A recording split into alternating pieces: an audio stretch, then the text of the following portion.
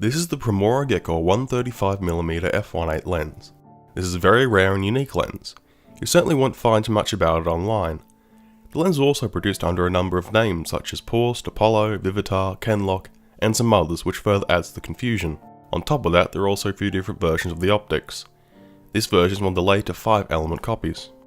Looking at the lens itself, this thing is enormous. It dwarfs my well-loved Vivitar 135mm f2.8. For comparison, the Vivitar weighs in at 416 grams, whilst the Promura comes in at 800 grams.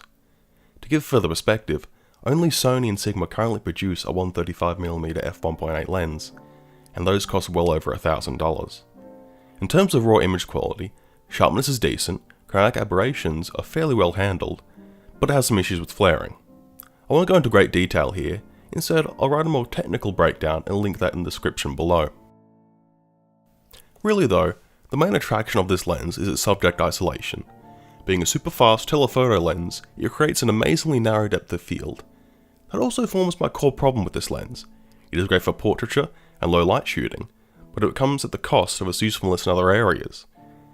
I generally use my 135mm for landscapes or some close-up work, both of which the Vivitar does better than the Promura. The weight also makes the lens annoying to lug around for long periods of time. A final consideration is that given how rare this lens is, you're going to have a hard time getting one. Even if you can find one for sale, you're more than likely going to have to pay a premium to own it. All of that leads to my conclusion. If you're a low light shooter, portrait shooter, or just a lens collector that can actually find this lens, by all means get it. Otherwise, for the rest of us, just stick with something like the Vivitar. They're cheap, plentiful, and usually won't let you down.